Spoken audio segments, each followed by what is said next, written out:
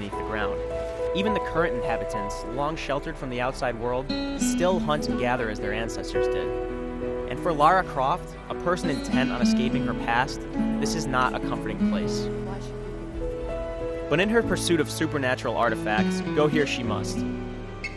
So begins the next adventure for the iconic explorer.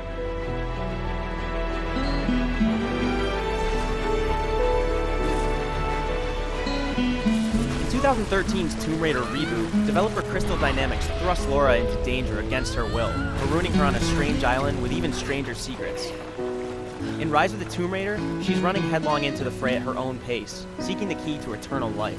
If that premise sounds trite, that's understandable. The Holy Grail grants the same power in Indiana Jones and the Last Crusade, and Nathan Drake, a more apt and recent counterpart, spent Uncharted 3 hunting for the Fountain of Youth. Yet Rise of the Tomb Raider anchors Lara's story with its own believable characters and emotional weight. Lara refuses to acknowledge her father's death, opting instead to seek the divine source, the object that could stave off death and grief for good.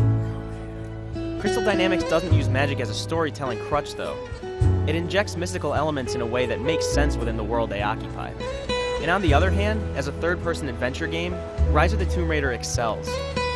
Rather than collide, gameplay and story share the same space, supplementing each other and emerging as a cohesive whole. Like its predecessor, Rise of the Tomb Raider places you in an expansive world filled with soldiers of the shady Trinity organization. Not getting in that way without being seen. Must be another way. This isn't a sandbox game, though.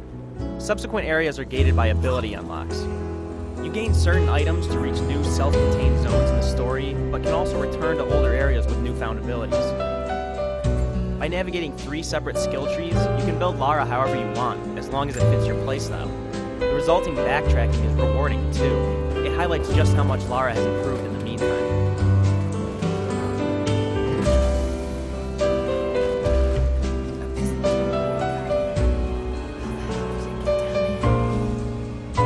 There are also more actual tombs this time around. These catacombs are also well worth your time, both for the new abilities they unlock and the design of the platforming puzzles inside.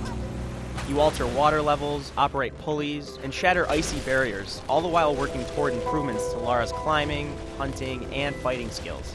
They're the kind of puzzles that make you feel smart, as if you've somehow thwarted Crystal Dynamics in the process.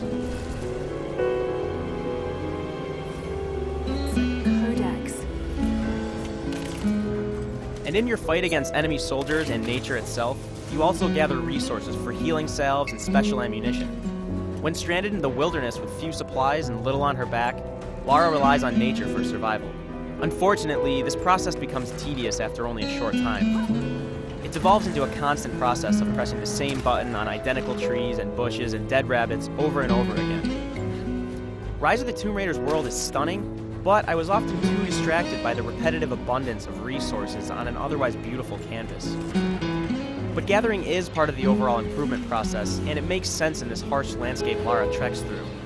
And this is where Rise of the Tomb Raider truly shines. Crystal Dynamics erases the barrier between gameplay and story, making an almost seamless experience in the process. Exploration leads to gathering, which leads to crafting, which leads to combat, which leads to new locations. And throughout the game, cutscenes are succinct, but not without substance. They don't belabor the narrative monologues and grandiose asides, but still manage to build character and establish tone. There's a surprising amount of detail here, too. Lara warms her hands over fires, shiver when the wind picks up, and slides her feet through tall